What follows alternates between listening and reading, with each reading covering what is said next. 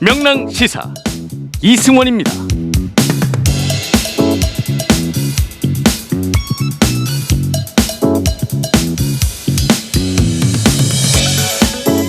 지난 대선 직전 드루킹 댓글 조작 사건에 연루된 혐의로 재판을 받아온 김경수 경남지사에게 징역 2년의 실형이 확정됐습니다. 어느 특정인에 대한 처벌의 의미보다는 정치인이 사조직을 이용하여 인터넷 여론 조작 행위를 관여하여 선거운동에 관여한 책임에 대한 단죄이며 앞으로 선거를 치르는 분들이 공정한 선거를 치르라는 경종이라고 생각합니다. 이번 판결로 지사직을 잃게 된 김경수 지사는 유죄 확정 직후 도청을 떠나면서 결백하다는 진실은 바뀌지 않는다는 입장을 강조했습니다. 내린 판결에 따라 제가 감내해야 될 몫은 온전히 감당하겠습니다. 하지만 법정을 통한 진실 찾기가 제게 맡겼다고 그렇다고 진실이 바뀔 수는 없습니다. 무엇이 진실인지 그 최종적인 판단은 이제 국민들의 몫으로 넘겨드려야 될 것 같습니다. 코로나19 신규 확진자 수가 일주일 만에 또다시 역대 최다 기록을 경신했죠. 이런 가운데 이번 주말 결정될 수도권 거리두기 4단계 조치 연장 여부에 관심이 쏠리고 있습니다. 오늘 0시 기준 국내 발생 환자는 1,726명입니다. 이 숫자는 코로나 유행 이후 가장 많은 숫자가 되겠습니다. 여행과 약속, 모임을 연기하고 타 지역으로의 이동을 자제를 부탁드리겠습니다. 우리 사회 모든 구성원이 힘을 합하면 2차, 4차 유행도 분명히 이겨낼 수가 있습니다. 7월 21일 수요일 명랑시사 이승원입니다. 지금 바로 시작합니다.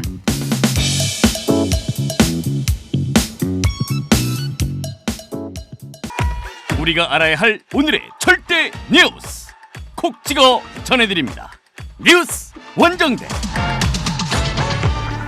더 깊고 더 자세한 뉴스 브리핑 뉴스 원정대 시작합니다. 수요일 원정대원 두 분 나오셨어요. 오창석 시사평론가 그리고 해마우스 임경빈 작가와 함께합니다. 어서 오세요. 안녕하세요. 네, 첫 번째 이슈를 바로 만나볼게요. 오늘 김경수 경남지사 결국은 징역 2년 실형이 확정됐습니다. 먼저 어떤 사건이었는지 좀 개괄적으로 설명을 해주시죠. 되짚어 보겠습니다. 네. 이게 사건이 처음 제기됐을 때만 해도 사실은 이렇게 여파가 큰 사건이 될 거라고는 예측을 못했었는데 일단은 드루킹과 킹크랩이라는 유치한 만화에나 나올 것 같은 이 두 단어가 네. 결국 경남도지사를 잡았습니다. 네. 댓글 자동화 프로그램 이름이 이제 킹크랩이고요.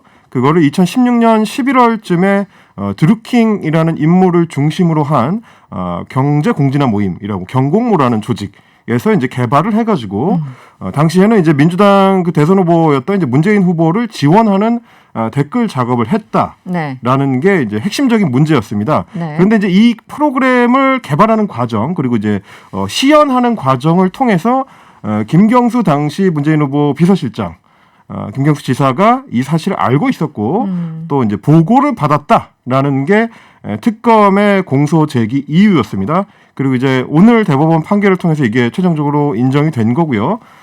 징역 2년의 실형이 확정됨으로써 경남도지사직을 상실하게 됐습니다. 새로운 도지사는 내년 6월에 지방선거에 함께 선출하게 됩니다. 그런데 실제 김경수 지사와 김동원 이 두 사람, 그러니까 드루킹이죠. 김동원 두 사람의 어떤 대화 기록이나 이 김씨 측 내부 자료에도 보면은 정확하게 킹크랩에 대해서 보고했다는 직접적인 증거는 없는 상황이라고 여기에 대해서 좀 논란이 있는 것 같은데 어떻습니까? 그렇죠. 그러니까 일단 이 부분에 대해서 정확하게 법리적 판단을 확실하게 했다라고 이야기하기보다는 아니라고 보기 어렵다라는 판단이. 그렇죠. 그쪽에 가깝죠. 그러니까 지금 현재 법원의 판결은 이런 이제 손을 들어준 거죠.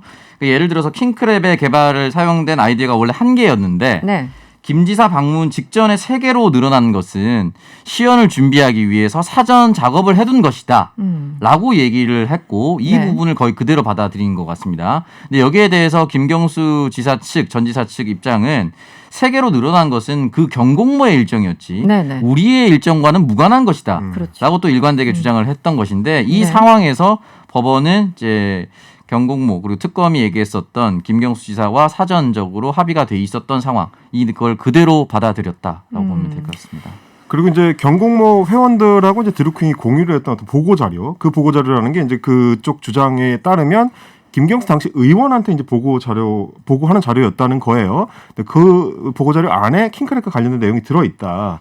이런 정황을 봤을 때 미리 보고를 받아서 알고 있었을 개연성이 있다는 게 이제 법원의 판단인 것 같습니다. 네네. 반면에 이제 2심부터 김경수 지사 측에서 반론을 했던 거는 그거를 시연하는 장면을 보고 있을 시간이 없었다라는 이야기였습니다. 그렇죠. 소위 네. 말하는 이제 닭갈비집 이제 영수증 논리인 건데 네. 닭갈비집에서 유명 닭갈비집에서 포장을 해와가지고 네. 그 음식을 회원들하고 같이 나눠 먹고 곧바로 자리를 떴기 때문에 네. 그 시연하는 장면을 보고 있을 만한 시간적 여유가 없었다. 네, 네. 직접 증거가 없으니까 이런 정황 증거를 봤을 때 알고 있었다는 주장은 말이 안 된다라는 게 이제 그동안의 주장이었는데 법원에서는 로그 기록 등의 판단을 오히려 이제 손을 들어줌으로써 유죄가 나오게 됐습니다. 지금 그 이제 김경수 지사 측의 얘기, 왜냐하면 지금 언론에 나오는 건 주로 이제 법원에서 어떤 판단을 내렸는지가 주로 나오고 김경수 지사 측의 주장에 대해서는 상대적으로 많이 다루지 않고 있기 때문에 그렇죠. 좀 말씀을 드리면 지금 일만자 최후 진술에서 전문을 페이스북에 공개했습니다. 김경수 지사 측이 네. 이제 어쨌든 당시 7시 11월 뭐 9일 날 그때 킹크랩 시연이 있었다고 주장하는 네. 그날 7시 40분까지 같이 식사를 하고 뭐 9시까지 드루킹의 어떤 브리핑을 이제 듣고 뭐 이런 기본적인 과정은 다 이제 존재를 했지만 기본적으로 이제 선풀 운동과 관련된 그렇죠. 브리핑이었죠. 네. 그런데 지금 가장 문제가 되고 있는 이 시연하는 부분은 아예 없었다. 그러니까 김경수 지사 측은 오히려 드루킹이 나를 속인 것이지 네. 그날 시연을 받을 수 있는 어떤 로그 기록이나 식사했던 과정이나 이런 동선들을 쭉 따라가다 보면은 이게 시간이 맞지 않는다. 오히려 시간이 한 40분 정도 공백이 뜬다. 왜 이 부분을 특검이 제대로 이제 시간에 따라서 어떤 일이 있었는지를 밝혀야 되는 게 특검한테 있는데 그 의무를 왜 나한테 지우느냐라고 그렇죠. 지금 주장을 하고 있는 거죠. 유죄 네. 주장을 하는 검찰 측에서 그걸 입증을 해야 된다라는 거죠. 그렇죠. 근데 이번에도 재판부 보면은 여기에 대해서 구체적으로 그 시간대에 대해서는 구체적인 설명이 별로 없었던 것 같아요. 네, 그리고 애초에 닭갈비집에 대한 논쟁이 불이 붙었던 이유가 특검은 너무나도 확신해서 닭갈비집에서 먹었다라고 얘기를 했던 거거든요. 그러니까 확신했어요. 근데 처음엔 그랬죠. 네. 네, 그 확신이 이제 사실은 닭갈비집을 실제로 가보니까 없는 테이블 번호고 이 테이블로 계산을 할 때는 보통은 배달이다. 그리고 마지막에 뭐 볶음밥을 먹는데 그런 거 없었다.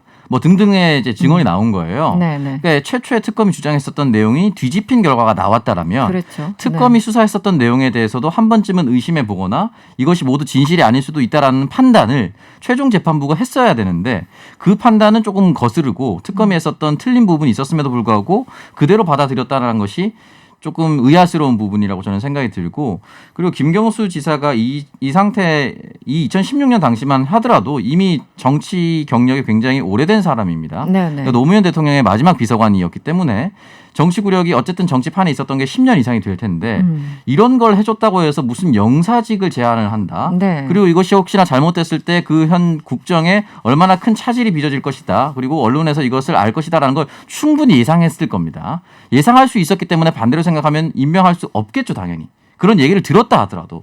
그렇기 때문에 이 부분에 대해서는 뭐 2심과 똑같이 무죄가 나왔다 하더라도 앞에 나갔을 때 그럼 2016년에 이런 것까지 써야만 민주당이 승리할 수 있는 분위기였느냐. 또 따져봤을 때는 2016년 11월이면 이미 탄핵으로 돌아가고 있는 분위기였고 그랬죠. 네. 12월 초에 이제 국회에서 의결이 되지 않았습니까? 그렇습니다. 네네. 그런 상황에 촛불 시민들이 다 나오고 있는 상황에서 이런 것까지 할 이유가 사실은 없었거든요. 그렇죠. 초접전이었으면 혹시 모를까. 네. 그 그런 가능성- 상황이면은 네네. 누가 보더라도 네네. 의심할 수 있는 상황의 구도였는데 네. 그런 의심할 상황의 구도가 아니었거든요.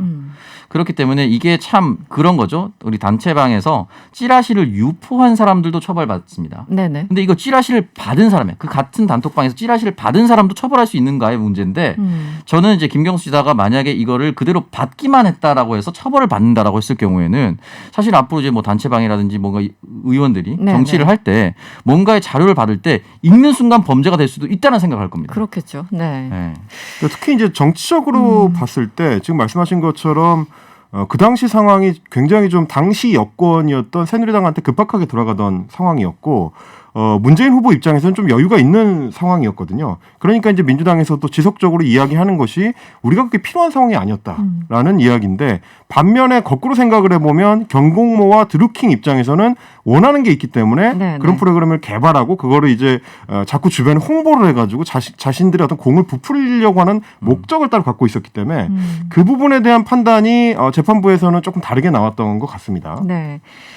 지금 뭐 두세 번 만난 사람과 과연 이런 공모를 할 수 있었겠느냐. 그리고 그 사건 이후에 어쨌든 이 드루킹이 계속 국회에 찾아왔는데 국회라는 거는 다 공개된 공간이잖아요. 네. 자기 그 신분증도 있어야 되는 것이고 정말 그런 공모를 했다라면 국회의원 그 의원회관에서 만났겠느냐. 여러 가지 이제 그 김경수 지사 측은 주장을 하고 있는데 어쨌든 재판부는 받아들이지 않은 상황이고요. 이게 이제 그 보수 정부 시절에 소위 말하는 이제 시발단이라고 해가지고 네네. 댓글 부대로 운영했던 당시하고 조금 비교를 해보면 굉장히 이제 운영하는 방식 자체나 네네. 사람을 컨택하고 만나고 그걸 이제 공개하는 어떤 과정 같은 것들이 좀 차이가 있습니다. 그 당시 이제 시발단 같은 경우는 뭐 국정원이나 혹은 이제 다른 어떤 행정기관의 특별활동비를 별도 지급을 해가지고 네. 팀을 굴려서 네네. 그걸 이제 감춰야 하는 게 이제 주요 목적이었다면 네. 뭐 들킹이 이끌었던 뭐 경고모를 비롯해가지고 이런 소위 말하는 그 당시에 인식되기로는 지지자 모임이라는 거는 정치인들을 공개적으로 초빙을 해가지고 강연도 하고 네. 그 양태가 조금 달랐었다라는 거는 한번 참고할 만한 지점인 것 같긴 합니다. 지금 1심과 2심은 김경수 지사가 댓글 조작을 실행한 이 드루킹 측에 그 아까 말씀하신 샌다이 총영사직을 제안한 것을 공직선거법 위반으로 볼 수 있느냐를 두고 엇갈렸는데 이 부분에 대해서 대법원에서는 무죄가 나왔어요?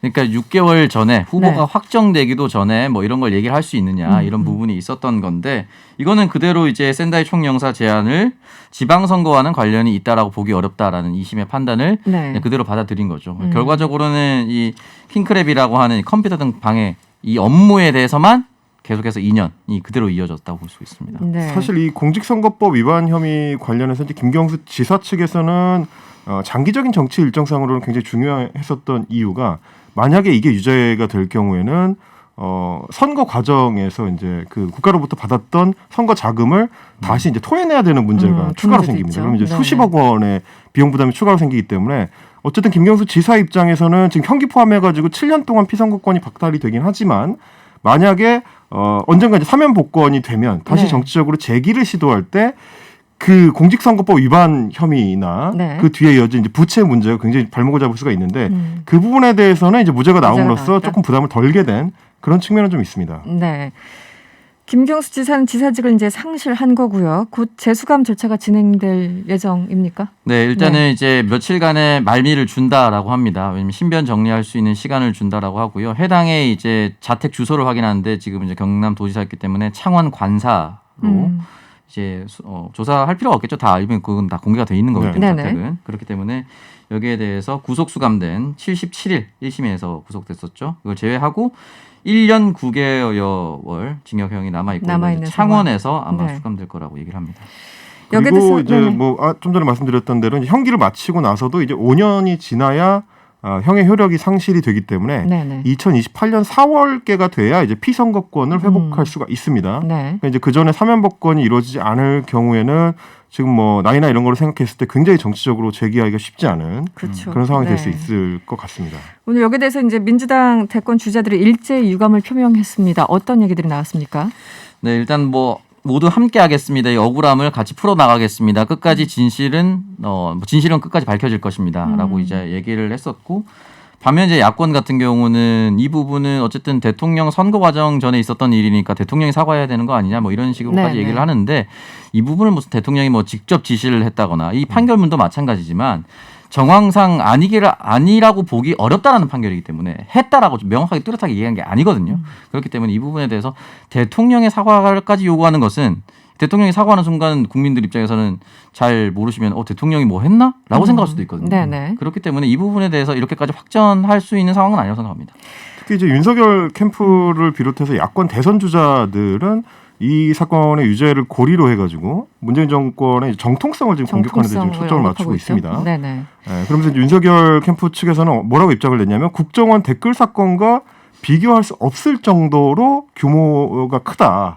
그렇게 얘기를 하면서 여론조작, 선거 공작의 실체가 만천하에 드러났다라고 얘기를 했는데 아마도 본인이 국정원 댓글 사건을 수사했던 당시에 수사팀장이었기 때문에 네네. 그 얘기를 고리로 걸고 싶었던 것 같아요. 근데 이거 팩트 체크를 좀 해드리자면 전혀 다른 맥락입니다. 네네. 당연히 아시다시피 국정원 댓글 조작 사건이라는 거는 국정원이라는 정보기관을 직접 동원을 해가지고 그렇죠. 네. 여론 조작을 호도하려고 하는 여론 조작을 시도했던 사건이었고 뭐 누구보다도 그거를 잘 아는 사람이 윤석열 전 검찰총장인데 그 사건의 규모나 성격과 이런 어떤 그 경공모모 같은 사조직 뭐 자체적으로 만들어진 사조직이죠. 그거를 이제 정부 지원을 했다든지 민주당이 지원을 받았다든지 이런 조직들이 아니기 때문에 성격이 굉장히 다르고 당연히 규모 자체도 다릅니다. 네네. 그래서 이제 그 선거에 개입하려고 했었던 양태도 엄청나게 달라서 이번 드루킹 사건 같은 경우는 결국은 네이버나 다음 같은 포털에 대한 업무 방해 인터넷 그 조작을 통한 업무 방해의 혐의가 가장 좀 강한 혐의로 들어가 있는 거라서 네네. 성격이 전혀 다르다. 두 이 개를 맥락을 한번 짚을 필요는 있을 것 같습니다. 같이 비교하기는 힘들다 이런 말씀까지 해주셨습니다. 알겠습니다. 다음 이슈 넘어가 보죠. 야권으로 가볼 텐데요. 국민의힘 이준석 대표가 단 중진들을 만났습니다. 오늘 연석회의를 가졌죠. 뭐 쓴소리가 많이 나온 것 같아요. 어떤 얘기들이었습니까? 네, 일단은 이제 이준석 대표가 윤석열 전 총장의 입당을 촉구하면서 저는 뭐 당근이 없으면 비빔밥을 안 먹는다. 그러니까 이제 비빔밥 같이 샐러드 볼을 이런 얘기를 계속 했지 않았습니까? 네네. 다 모여야 된다라고 네. 얘기를 했고 여기에 대해서 또 최재형 전 원장 입당하고 나서 당내 주자들이라는 표현을 계속 썼습니다. 그러니까 네. 당 바깥에 있는 사람이 신경 안 쓰겠다라는 것처럼 보일 수도 있고 이건 또 반대로 생각하면 당 안으로 빨리 들어오라는 신호일 수도 있는 것인데 여기에 대해서 이제 권성동 의원이 범야권 유력 후보가 당내 인사가 아니라는 이유로 공격을 받고 있는데 손 놓고 있는 거 너무한 거 아니냐. 네네. 라는 이야기를 했고 아마 전체적으로 어쨌든 윤석열 전 총장은 같이 가야 될 사람인데 너무 강 건너 불구경식하고 있다. 너무 대표가 그래서는 방관하고 안 된다. 있다. 그 일단 기본적으로 비유가 좀 네. 부적절했다는 비판인 것 같아요. 비빔밥이요. 네, 당근. 비빔밥의 비유를 하면서 네. 빠져 있는 당근으로 이제 비유를 한 거거든요. 윤석열 전 총장을 당근으로 비유를 한 건데 이걸 좀 생각을 해보면 당근은 기본적으로 이제 비빔밥을 구성할 때 필수 요소는 아닙니다. 고명. 아니라고 생각하시는 분들이 더 더 많겠죠. 많죠. 이게 왜 그러냐면 일테면 계란 후라이다. 네. 이러면 굉장히 좀 필요한 요소가 되고 네. 고추장 없으면 안 됩니다. 네. 그런데 당근 약간 애매하거든요. 당근. 필수품과 선택 뭐 이런 그렇습니다. 차이입니까? 그러니까 이제 이준석 대표도 당근이라고 얘기를 했다가 나는 당근이 없으면 비빔밥 안 먹는다라고 굳이 덧붙인 게 톤을 말을 바꿨어요. 해놓고 애매한데라고 생각을 한 것 같아요. 약간 밸런스 붕괴라고 하죠. 그렇죠. 네. 그렇죠. 그렇게 비유를 하다 보니까 이제 거기에 이제 비판이 나오는 것 같은데 참고로 저는 당근이 없어도 잘 먹습니다. 그런 분들 그런 분들 많죠. 많으실 거예요. 네. 편식을 안 해야지 건강하게 살 수 있으니까. 네.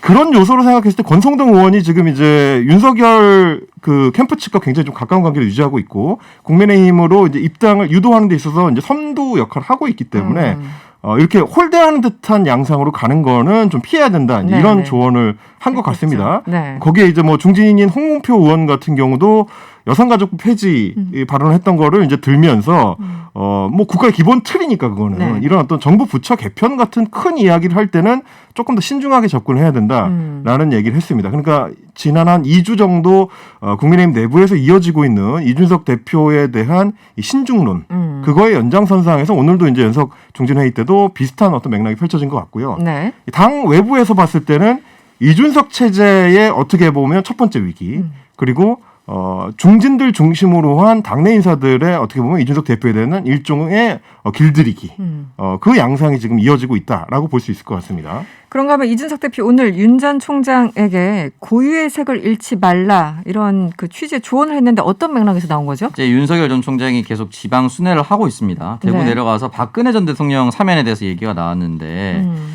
사면에 대해서 이제 많은 국민들께서 전직 대통령의 장기 구금에 대해 안타까워하는 분들이 많고 저 역시 전직 대통령의 장기 구금을 안타까워하는 분들의 심정에 상당 부분 공감하고 있다. 네. 가슴이 아프다. 네. 이런 식으로 이제 취지의 발언을 했죠. 네네. 여기에 대해서 이제 개인적 소신을 가지셨으면 좋겠다. 가치를 잃지 않았으면 좋겠다. 이렇게 얘기를 한 건데 사실은 이제 탄핵은 정당했다라고 이준석 당대표가 당대표 예비 경선할 때 얘기하지 않았습니까? 대구에서. 그렇죠. 근데 지금 반대로 대구의 민심을 얻으려고 하는 것인지 아니면 대구는 아직도 원론적으로 박근혜 대통령 탄핵이 무효라고 생각을 하는 건지 모르겠지만 박근혜 대통령 편에 서서 얘기한 거죠.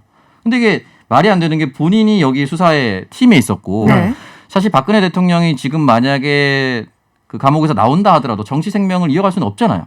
사실상 이제 탄핵되는 순간 정치적 사망 선고가 내려진 건데 그렇죠. 네. 이 정치적 사망 선고를 내리는 사약을 만들었던 사람이 사약을 다리면서 약탕기 끓이면서 마음이 아팠다 뭐 이런 얘기나 다름없는 거거든요. 네. 이게 말이 안 맞는 거예요. 네, 네. 그러니까 하나만 하는 게 맞아요. 본인이 했으면 그건 잘못됐고 새로운 모습으로 태어나야 한다. 이게 사실 어떻게 보면은 훨씬 더 큰 어필을 할 수가 있을 텐데 이상한 곳에 계속 기대려고 하는 모습이 보이니까 네. 이준석 당대표 입장에서 좀 한 번쯤은 제지할 필요가 있었다라고 생각했던 것 같습니다. 그 이게 정치인이 유권자들의 마음을 산다는 게 각각 유권자들의 비위를 맞추는 게 아니거든요. 지금 그거에 대한 어떤 착각이 좀 있는 것 같아요. 대구 쪽에 갔으니까 대구 쪽의 강성 보수 유권자들한테 좀 마음에 들어 할 만한 이야기를 해야 되겠다라는 생각을 한 건지 모르겠는데 캠프에서 그런 식의 조언을 하면 안 된다라는 말씀 한번 드리고 싶고 지금 지적해 주신 것처럼 굉장히 그런 태도를 보이다 보니까 되게 좀 희한한 현상이 하나 빚어지고 있습니다. 어떤 거죠? 자, 네. 비박계 대선 주자라고 할 수 있는 이 유승민 의원, 네. 전 의원이 연합뉴스랑 인터뷰를 했는데 네.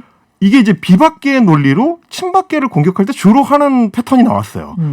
국회에서 탄핵을 할 때까지만 내 역할이었고 그 뒤에 헌재 결정을 하고 구속시키고 이런 거는 검찰과 법원이 한 거다. 네. 그러니까 나는 한 30%만 잘못했고 나머지는 사실 윤석열이 다 했다. 이 논리가 되는 거거든요. 네.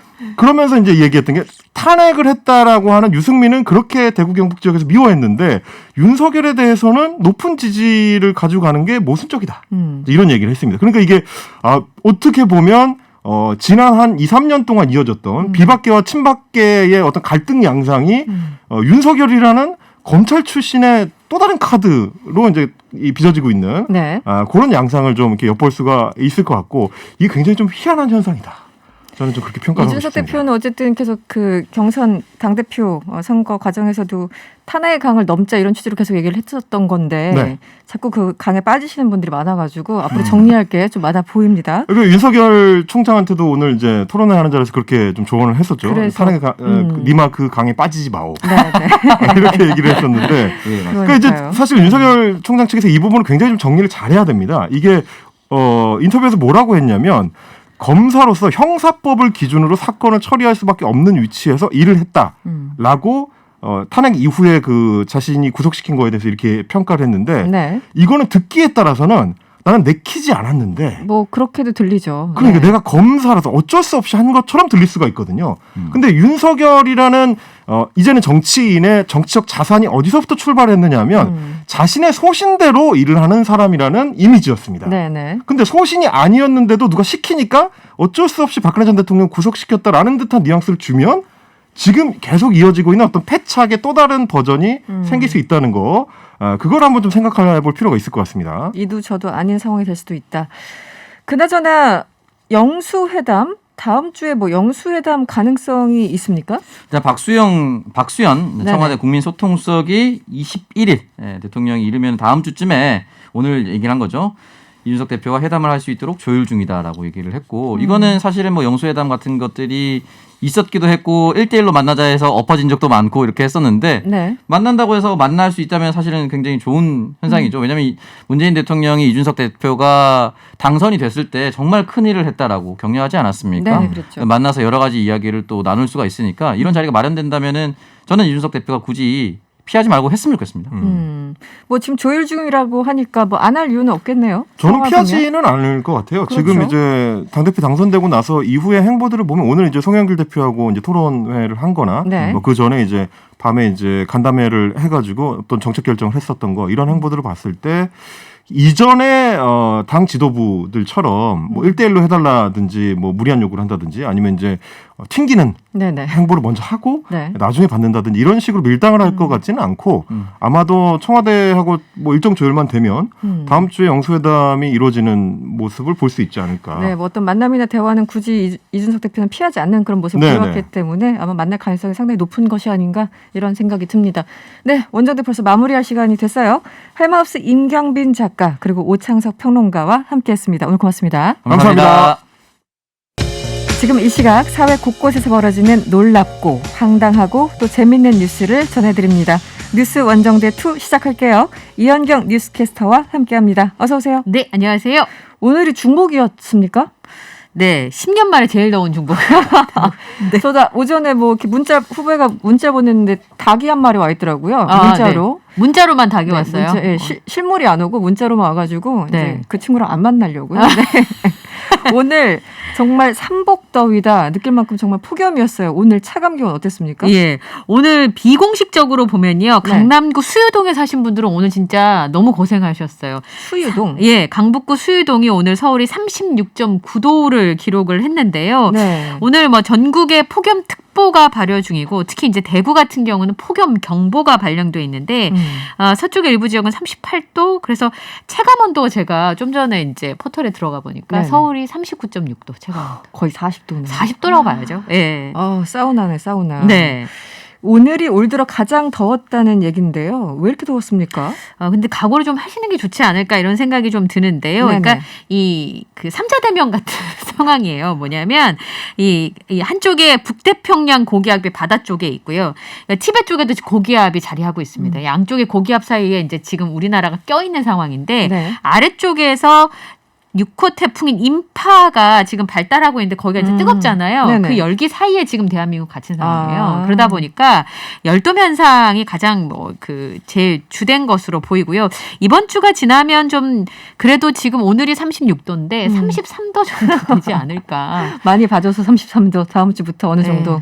이게 위로가 될지는 잘 모르겠습니다만 네. 하여튼 이제 이런 상황인데 2018년에 무척 더웠잖아요. 18년도에 그랬죠. 네네. 네, 그때 온열 환자들도 굉장히 많이 발생을 맞아요. 했는데 올해 그 해에 버금가는 더위가 오지 않겠나. 근데 그때보다는 뭐 괜찮을 거다 이런 위로의 얘기들이 좀 있기는 합니다만 네. 특히 지금 이제 우리가 마스크를 쓰고 있는 상황이잖아요. 더 더워요. 네, 그러니까. 그래서 이제 연세가 좀 많으신 분들이나 너무 애기들은 거리가 한 2m 정도 되면 정경질병관리청장이 이제 안 되면 2m 정도 거리두기가 되면 실외에서는 잠깐 마스크를 벗어서 그러니까 좀 숨을 쉬는 약간, 것도 열기를 가라앉히는 네. 잠깐의. 네.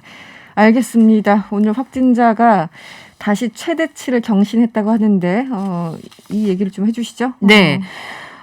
이게 일주일 만에 최다 기록이 깨졌는데요. 이 네네. 직전 기록이 14일이 1614명이었어요. 근데 네네. 오늘이 1784명을 기록했고 일주일 만에 최다 기록을 경신한 상황이 됐습니다. 그러니까 어제보다도 506명이 늘어난 수치고 네. 여기에는 이번에 청해부대에 감염됐던 장병들은 합쳐지지 않은 수치예요. 이게. 그렇군요. 게다가 이제 문제가 뭐냐면 오늘 부산은 100명이 넘었거든요. 그러니까 네네. 비수도권의 비중이 30%가 계속 넘어가고 있는 데다가 1000명대가 지금 보름째 계속되고 있는 그런 상황인데 지금 사회적 거리두기 단계를 최대로 높인 상황이잖아요. 수도권 같은 그럼요. 경우는. 네. 그러니까 25일 정도에 종료될 예정인데 사실은 짧고 굵게 2주만 확 문을 잠그고 어떻게든 버텨보자였었는데 네네. 지금 상황을 봤을 때는 단계를 조정하기 좀 어렵지 않겠나라는 전망이 나오고 있습니다. 네. 7말 8초가 원래 휴가철에 그렇죠. 그 극치잖아요. 네네.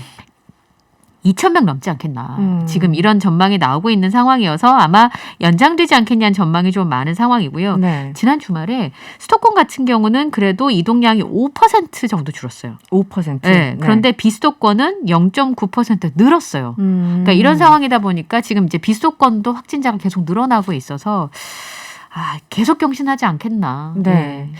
4단계 연장 가능성이 높아지는 그런 상황이 아닌가 싶고요. 그런데 이렇게 확산세가 심각하고 아무도 지금 못 만나고 있는 상황인데 불법으로 밤샘 영업을 벌인 유흥주점이 적발됐습니다. 어떻게 검거가 됐어요? 다 주민신고 아니면 첩보예요. 그러니까 영업하는 것 같다. 이런 얘기를 듣고 이제 경찰이 검거에 나선 건데 네. 서초경찰서가 어젯밤 23시니까 11시죠.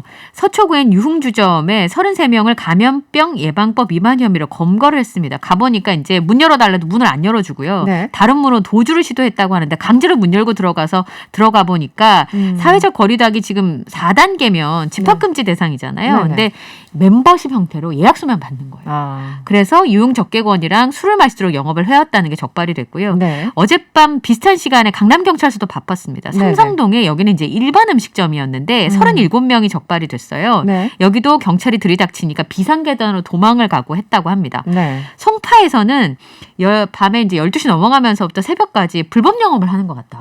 주민 신고가 들어왔어요. 네네. 그러니까 가락동의 노래방 두 곳에서 불법 영업을 하고 있다는 신고를 받고 출동을 해보니까 9명, 11명에서 총 20명을 적발했는데 그러니까 어제가 이제 기록이 지금 계속 경신하고 있는 상황이잖아요. 그렇죠. 네. 이런 때 이런 방법으로 노래를 했어야 했나. 이런 때 이런 방법으로 꼭 술을 마셨어야 했나. 노래를 굳이 이 시기에 이렇게. 그렇죠. 이게 지금 뭐 서초경찰서 지금 33명, 강남에서는 37명, 송파에서는 합해서 20명. 이게 적지 않은 숫자예요. 지금 2명 이상 못 만나기로 돼 있는데. 네. 알겠습니다. 이 뭐 유흥을 즐겼다는데 어쨌든 여기에 대해서 대가를 좀 치러야 되지 않을까 싶기도 하고요. 예.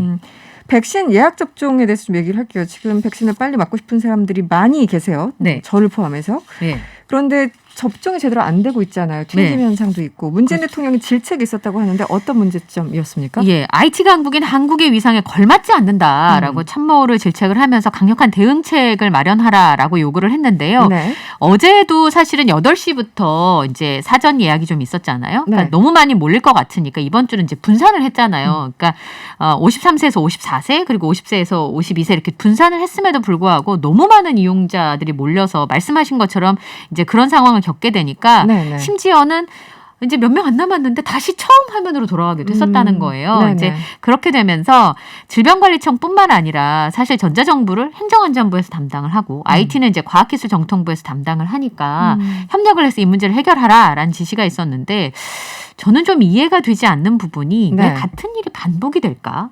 그리고 사실은 이게 접속이 한꺼번에 많이 되면 보통은 이제 서버에 네네. 오는 길을 여러 개로 분산을 하거든요. 네네. 한 방에 들어가려고 하는데 사람이 너무 많이 오니까 문을 여러 개 만들어주는 그렇죠. 거예요. 이제 네. 그런 작업을 하게 되는데 어제 심지어는 질병관리청 그 홈페이지가 잠깐 멈췄었잖아요.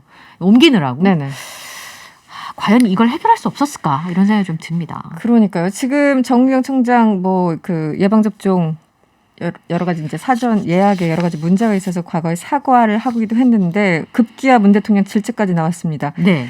뭐 먹통이 된 원인 일단 과부하가 걸린 건데 쉽게 말하면 네. 원인을 좀 찾았습니까? 그래서 이제 클라우드 서버가 네. 접속자 수가 한꺼번에 몰리니까 뭐 이제 이 방송으로 치면 저 문에 한 3명 정도는 한꺼번에 들어올 수 있는데 네네. 한 100명이 한꺼번에 몰리면 이제 문이 좁으니까 못 들어오지. 들어오잖아요. 네. 이제 그런 문제를 해결하기 위해서 접속자 수를 분산하기 위해서 잠깐 이제 클라우드 서버를 증설을 좀 했었습니다. 네. 그리고 이제 문제가 좀 해결이 된 것으로 보여지고 있는데 네. 그럼에도 불구하고 한 3시쯤 되니까 오전 3시 당신은 예약 대상자가 아닙니다. 이런 게 나온 거예요. 그러니까 그 메시지 보면 더 화가 났을 것 같아요. 네. 근데 이걸 보면 이제 사람들이 도대체 무슨 일인가라고 생각했었는데 이게 이제 여러 번 정책을 바꿨잖아요. 한꺼번에 이제 사전 예약을 받기로 했다가 네. 날짜를 분산하고 오늘부터는 또 50대면 누구나 다 이제 사전 예약을 할 수 있고 이제 이런 게 바뀌면서 코딩 오류가 있었다는 겁니다. 그래서 이거를 사전에 파악하지 못했다라고 하는 게 당국의 설명인데 네. 그렇다면 이게 문제가 계속 반복이 되는데 이 방법을 고수해야 되는가? 일종에서는 뭐 이제 포털에 좀 그 민간에서 도움을 네. 좀 받아서 지금 네. 이제 그 이 자녀 백신 같은 경우는 민간에 도움을 받아가지고 우리가 하고 있잖아요. 네, 그러니까 네. 그런 방법으로 하는 게 좋지 않겠냐? 뭐 이런 얘기도 있는데 또 민간에 너무 과도하게 개인 정보를 주는 것이다. 이런 얘기들도 있어서 다른 방법을 좀 강구해야 되는 거 아닌가라는 목소리들도 있더라고요. 네. 이게 처음에 한두 번 정도 이제 실수나 어떤 이 시스템에 오류가 생기면은 처음엔 좀 이해를 하는데 계속 반복되면은 이제 참을 수 없는 지점들이 오는 거잖아요. 임계점들이. 네, 어제 김한 기자가 정치평론하시면서 그러시던데요. 예, 그러니까 처음 할 땐 실수지만 여러 네. 번 반복되면 실력이라고. 실력이라고. 예. 그 얘기가 여기서까지 예. 응용이 되네요. 그나저나 이거 걱정하시는 분들 많았었는데 이게 이제 코로나 4차 대유행 뭐 접어들었다 이런 표현들 많이 쓰잖아요. 네. 헌혈이 줄면서 혈액 수급에 이렇게 비상이 걸렸다고 하는데 얼마나 부족한 거예요? 그러니까 지금 혈액 보유량이 3.61분이니까 이게 사실은 관심 단계인데요. 혈액 재고를 이제 하루 소요 예상량을 토대로 해서 1일 미만이면 심각, 2일분 미만이면 경계, 3일분 미만이면 주의, 5일분 미만이면 관심인데 네. 5일분 이상 이제 비축을 해둬야 되는 상황이거든요. 네네. 근데 지금 3.61분밖에 안 돼서 관심 단계인데 예전에는 군인들이나 학생들이 사실 단체 헌혈로 이런 맞아요. 부분들을 많이 메워줬잖아요. 네네네. 근데 지금 이제 그럴 수가 없는 상황이고 사람들이 많이 모이는 곳 같은 거 자체를 다들 불편해하시니까 아예 이제 헌혈 받으러 가실 수가 없는 네네. 또 헌혈하러 가실 수가 없는 그런 상황이어서 사실 또 이럴 때 병원에 계신 분들은 또 필요할 더 텐데 힘들죠. 예, 네. 걱정입니다. 그래서 헌혈 이 와중에도 또 이제 나 헌혈 하고 싶다 하시는 분들은 어떻게 하면 될까요? 네, 사전 예약을 하시고요. 이 헌혈의 집이나 헌혈 카페도 굉장히 방역에 신경을 쓰고 있는 상황이거든요. 네네. 거기에 방문을 하시거나 헌혈버스 예약을 하셔서 헌혈에 참여하실 수 있습니다. 네, 알겠습니다. 다음 이슈로 가볼까요? 예. 문자 주셨는데 8581번님. 아까 이제 방역 수칙 네. 어긴 사람들 얘기를 하시니까 정신을 아직도 못 차린 것 같습니다. 도대체 왜들 그러는 걸까요? 우리도 잘 모르겠어요. 네. 이런 문자 주셨고 별 하나님은 단속에 걸린 사람들 최소 2주는 못 나오게 해야 합니다. 또 이런 문자까지 주셨습니다. 네. 다음은 도쿄 올림픽 소식으로 가볼까요? 올림픽 개회식 얼마 안 남았죠. 23일이죠. 네, 23일이에요. 이틀 남았어요, 이제. 이틀 남았네요, 진짜. 네. 그런데 지금 도쿄 올림픽 선수촌에서 확진자들이 나오고 있다고 하는데 어느 수준인가요? 지금 일본 같은 경우는 하루에 한 3,000, 오늘만 3,758명이니까 거의 한 4,000명 정도 발생을 하고요. 도쿄 네. 같은 경우만 해도 거의 한 1,300~400명 정도가 매일 발생을 하고 있는데 문제는 이제 선수촌에 있는 선수들이 계속 확진이 되고 있다는 게 문제인데요. 네. 그 체코 비치발리볼 선수가 그 선수촌에 투숙 중인 팀 관계자와 관련돼서 확진 판정이 이제 어제 체코의 비치발리볼 선수가 확진을 받았는데 네네. 오늘 또 확진 판정을 받았다라는 얘기가 있고요. 네. 벌써 8명이 추가로 감염됐다는 소식들이 나오고 있습니다. 그리고 문제는 이제 이 선수들 중에서 남아프리카 공화국 축구대표팀 관계자, 대표팀 3명에 체코 비치발리볼 대표팀 2명을 모두 더해서 5명으로 선수촌 내에서 이제 발생을 했는데 네. 지금 이제 관련 밀접 접촉자가 12명이에요. 그래서 지금 결과를 좀 기다리고 있다고 하고 벌써 1일부터 아직 대회 열리지 않았잖아요. 그렇죠. 관련 확진자가 75명으로 늘었다고 합니다. 벌써요. 75명. 네.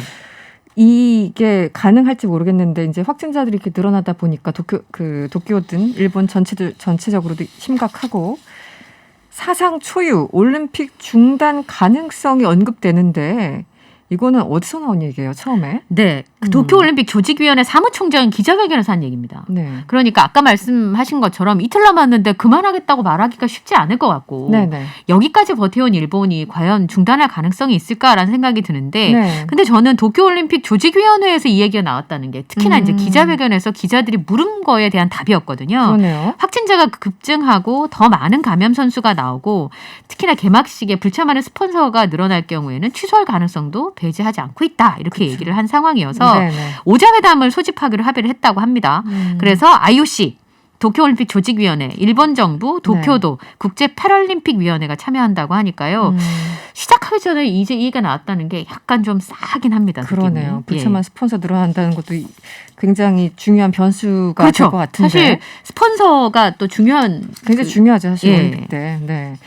이번에 이제 이렇다 보니까 우리 뭐 한일 정상회담도 무산이 됐고 그 외국에 이제 정상급이 참석을 해야지 조금 더 자리가 빛나잖아요. 네. 근데 이번에는 거의 안 가는 분위기예요. 네, 지금 뭐 20명도 안 온다고 하는데 20명보다 더 적을 수도 있겠다는 생각이 드는 게 네네. 지금 정상급으로 확실히 오는 사람은 마크롱 대통령밖에 대통령. 없습니다. 네, 왜냐하면 이것도 안 가고 싶을 것 같은데요, 제 생각에는. 네. 근데 2024년에 파리 올림픽을 그러니까. 이제 하게 되니까 어쩔 수 없이 이제 마크롱 대통령은 가야 되는 상황이고 네. 몽골 총리 정도가 정상급 인사라고 합니다. 음. 그러니까 보통 영국의 런던 올림픽 같은 경우 2012년에 네. 80여 명 정도 왔다고 하고요. 네. 브라질의 리우데자네이루 올림픽도 40여 명 정도가 왔는데 네. 이번에 뭐 외국 정상들이 방문을 하게 되면 마라톤 회담을 예정하고 있다 이렇게 얘기를 했었는데 마라톤이 아니라 이가 많이 빠졌잖아요. 일정이 네네. 안 채워지니까 마라톤 아니고 조깅 회담이다. 뭐 이런 비판들까지 나오고 있는데요. 네. 오늘 제가 본 보도 중에는 나루히토 일왕이 개회 선언을 할 때 네. 축하라는 단어를 쓰지 않겠다. 축하라 그 단어를 예. 그리고 나루히토 일왕도 굉장히 걱정스러워한다는 의견을 계속 지금 밝히고 있는 상황이어서 이 국내에서도 일본 국내에서도 환영받지 못하는 거 환영받지 아닌가. 못하는. 예, 이런 생각이 좀 듭니다. 알겠습니다. 마지막 이슈 넘어가 보죠. 이번 8.15 광복절 가석방 명단에 삼성전자 이재용 부회장이 포함됐을지도 몰라.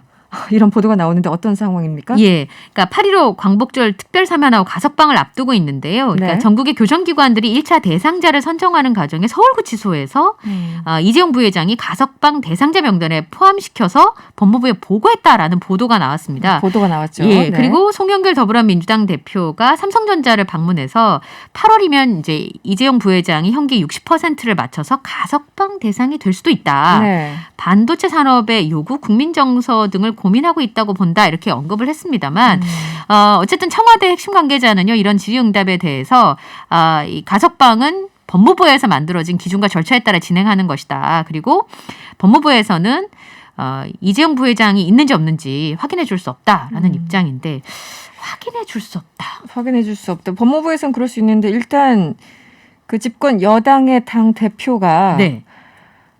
반도체 이게 그냥 가석방 대상이 될 수 있다 원칙적인 입장 밝히고 딱 끝 이게 아니라 그 이후에 반도체 산업의 요구, 국민 정서 등을 고민하고 있다고 본다. 이 얘기는 한 발 더 들어간 거 아닌가요? 네, 보통 이제 굉장히 중죄를 지었던 기업의 총수들을 풀어줄 때 보통 이런 단어를 많이 쓰잖아요. 네, 사회적 네. 요구, 뭐 경제적인 네. 상황, 네, 네. 등등. 그래서 이제 그런 부분들과 이게 이제 어디가 산지가 굉장히 중요한데 삼성전자 화성 캠퍼스에 가서 이런 얘기를 했단 말이죠. 네. 그러면 집권 여당의 당 대표라면 뭔가 교감이 없는 상황에서 언론에 이런 얘기를 과연 할 수 있을까라는 생각이 좀 들긴 합니다. 네. 그렇죠. 아예 뭐 관련된 질문이 있다고 하더라도 절대 뭐 반대한다 그러면 뭐 이런 언급을 하지 않았겠죠. 네. 알겠습니다. 뉴스 원정대 2 여기서 마무리할게요. 지금까지 이한경 뉴스캐스터와 함께했습니다. 고맙습니다. 감사합니다. 네, 1, 2부는 여기까지고요. 잠시 후 3부에서 뵙겠습니다. 지금 나오는 노래 쉐릴 클로우의 Soul of the Sun 듣고 계시고요.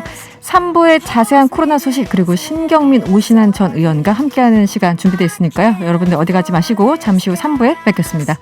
명랑시사 이승원입니다. 3부 문을 열었어요. 조금 전 뉴스 원정대에서 전해드렸죠. 21일 0시 기준 코로나19 신규 확진자가 1,784명으로 집계됐습니다. 코로나19 사태 발생 이후에 가장 큰 규모인데요. 이대 목동병원 호흡기내과 천은미 교수 연결해서요. 자세한 얘기 들어보도록 하겠습니다. 교수님 안녕하세요. 네, 안녕하십니까. 네, 조금 전 뉴스를 봤더니 오늘 오후 6시까지 전국에서 발생한 코로나19 확진자 수가 1,341명. 어제 같은 시간보다는 조금 작긴 한데 역대 또 최대치를 경신하는 거 아니냐 여러 가지 지금 안 좋은 전망들이 나오고 있습니다. 현재 상황 어떻게 보세요? 지금 확진자 수가 어제, 내일은 아마 더 많이 나올 것 같습니다. 네. 지난 주말에 1,400 중반대였고 보통 주중에는 주말보다 한 300명 정도가 더 나옵니다. 네네. 그래서 지금 1,700, 800이 나왔고요. 이번 주말에도 만일에 이 정도 확산세가 된다면 다음 주는 2,000명 이상이 나올 수 있고 그 이후로는 수도권이 단계 격상을 했지만 사실은 굉장히 좀 완화된 단계고 비수도권 같은 경우는 지금 단계 격상이 같이 되지 않았기 때문에 네. 풍선 효과로 인해서 여행지에서의 지금 감염이 확산되고 있기 때문에 네. 이러한 영향은 앞으로 2주 후에도 나타날 수 있어서 저는 최소한 한 달 이상은 확산세가 감소되지 않고 증가할 것으로 생각합니다. 아, 한 달 이상이요? 네네. 굉장히 비관적인 전망인데 많은 전문가분들이 사실 우려하고 있는 것 같긴 합니다. 그 수도권 거리두기가 4단계로 격상돼서 벌써 한 열흘 정도가 흘렸습니다. 그런데도 불구하고 저희가 기대했던 감소세가 아직은 손에 잡히지 않고 있어요. 가장 결정적인 이유는 어디에서 찾고 계십니까? 네, 첫 번째는 델타 변이가 전 세계적으로 유행을 하고 있고 국내에 도입되는 단계에서 정부의 어떤 방역 완화 시그널이 국민들에게 전달이 됐고 방역 완화와 함께 델타의 이 무서운 전파력이 같이 결합을 하면서 지금의 4차 대유행을 만들었다고 생각합니다. 네. 이 최근 들어 확진자 수가 급증하다 보니까 또 이렇게 또 중증 환자 위험도가 높은 중증 환자로 넘어가는 것은 아닌가, 숫자가 늘어나는 것은 아닌가 여러 가지 우려가 있는데요. 지금 병상이나 의료 인력 상황은 어떻게 보세요? 지금 병상 자체는 생활치료시설이 한 64% 정도 가동률을 하고 있습니다. 네. 그리고 중환자 병상도 일부는 남아있지만 지금 가동률이 얼마 없기 때문에 아마 비수도권이 지금 병상이 더 부족해서 특히 충청이나 부산, 강원 같은 경우가 평균치를 훨씬 초과하고 있습니다. 감염병 전담병원도 한 33% 남아있는데 네. 지금 하루에 이 정도 2,000명씩의 확산세가 증가가 된다면 아마 한 1, 2주가 되면 거의 병상이 찰 것이기 때문에 우리가 방역을 해서 감염자를 차단시키는 것도 물론이고 네. 지금 확진자가 발생을 했을 때 중증으로 병원으로 입원하지 않게 생활치료시설에서 좀 더 적극적인 치료를 통해서 확진자를 일반 환자로 퇴원을 할 수 있게 만들어야 이 순환을 시킬 수가 있습니다. 그래서 1년 반 동안에 지금의 치료 단계를 조금 변형을 시켜서요. 생활치료시설이 정말 치료시설의 기능을 할 수 있도록 특히 지금 우리가 항체치료제를 입원 단계 전에서 해외처럼 적극적으로 사용을 한다면 최소한 70%의 경증 환자가 중증으로 가는 비율이나 중증 환자가 사망하는 비율을 감소시킬 수 있기 때문에 정부 당국에서는 임상 3상 결과를 바탕으로 식약처에서 빠른 시간 내에 좀 이 적응증을 완화를 해서 18세 이상의 우리 코로나19에 감염돼서 발열이라든지 네. 근육통이 있는 경우에 폐렴 직전에 환자들에게 쓸 수 있다면 많은 병상을 보존할 수 있고 환자들도 조기에 퇴원이 가능하다고 생각합니다. 지금 현재 병상이 한 64% 정도 가동률을 보이고 있고 교수님 아까 말씀하신 거는 한 1, 2주 정도 이 추세가 유지된다면 1, 2주 안에 이 병상이 가득 찰 것이다. 이렇게 지금 걱정을 하신 거죠?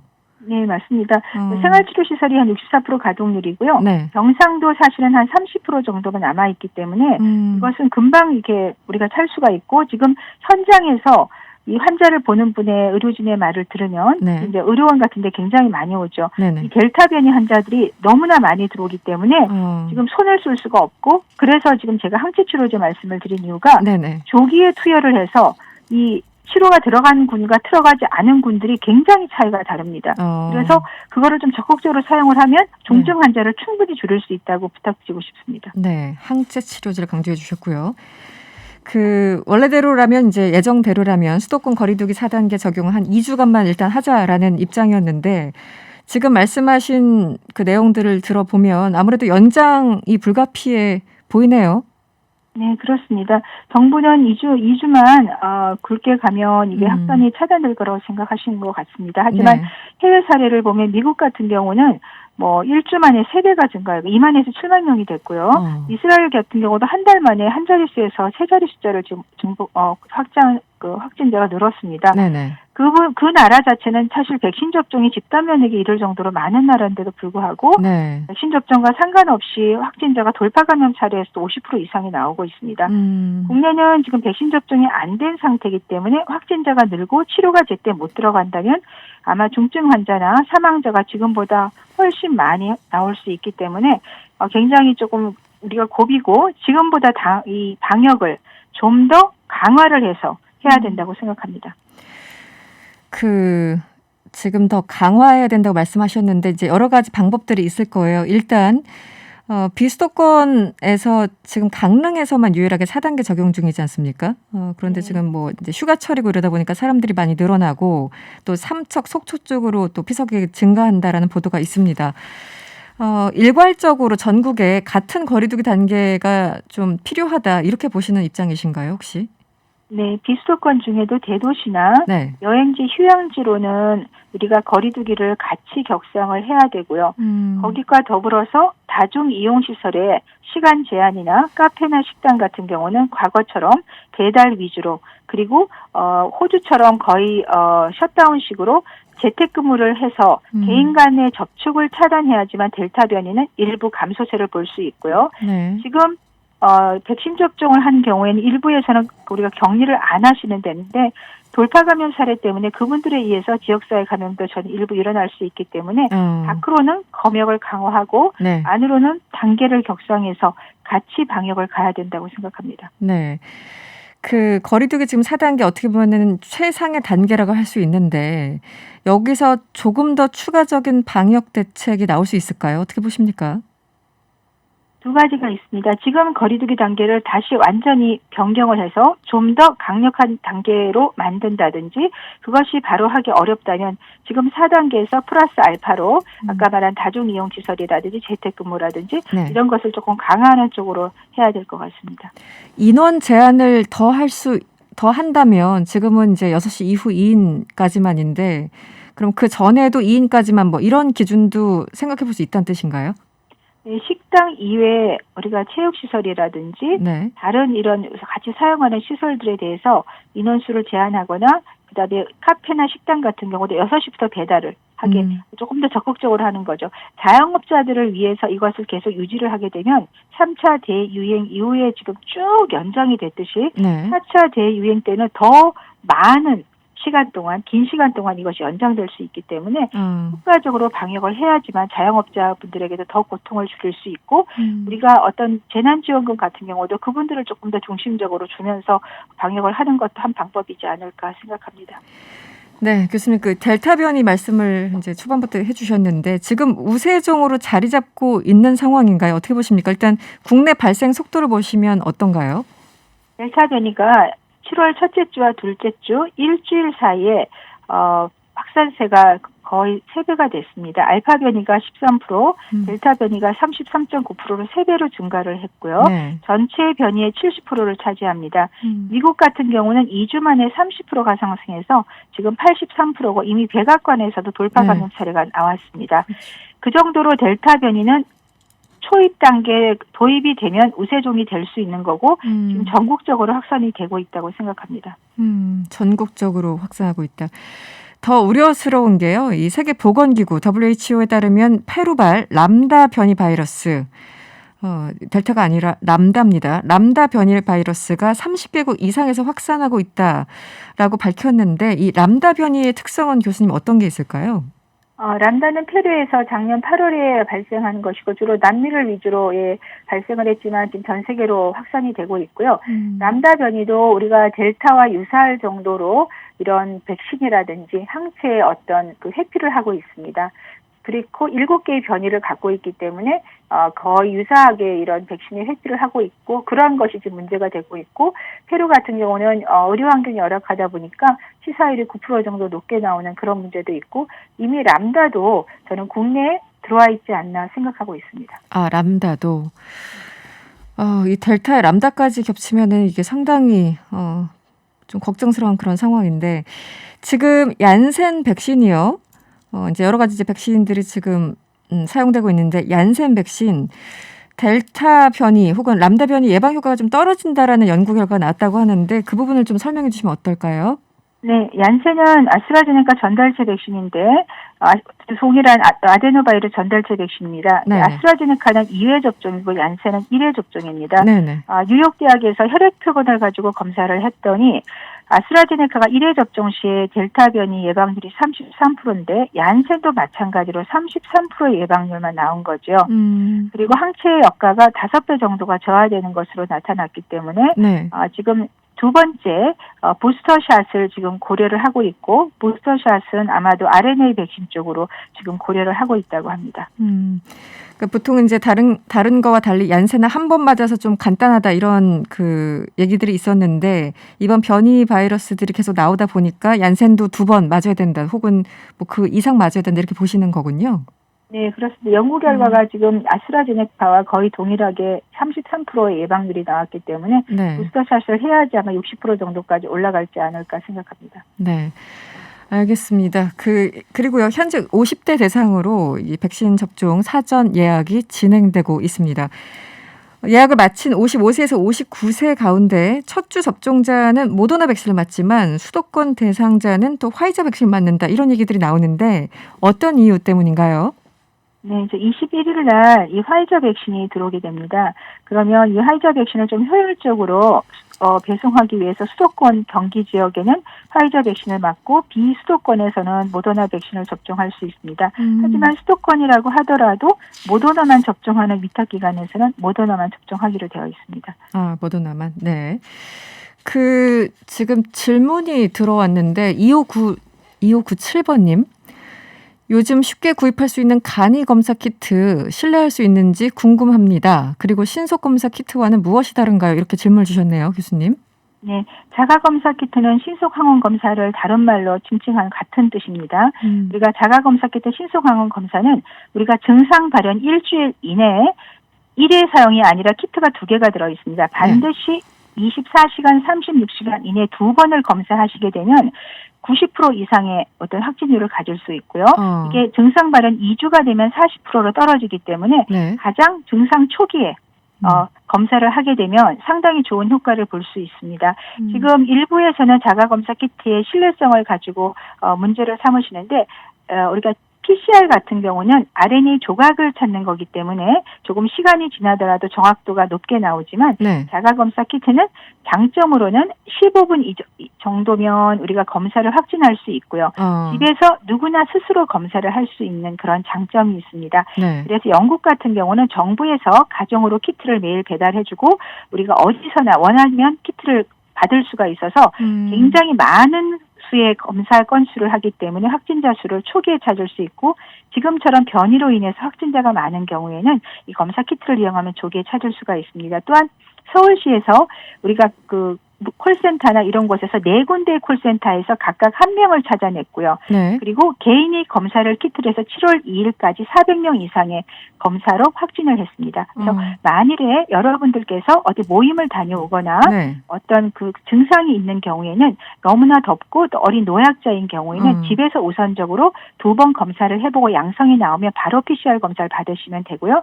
음성이 2번 후에 나오더라도 증상이 있는 경우에 반드시 PCR 검사를 받게 되면 우리가 이렇게 잘 효율적으로 이용하면 상당히 도움이 될 수 있다고 생각합니다. 일단 급할 때 자가검사 키트를 활용하라 이런 말씀이시네요. 네, 맞습니다. 알겠습니다. 오늘 말씀 고맙습니다. 네, 감사합니다. 지금까지 이대 목동병원 호흡기내과 천은미 교수였습니다.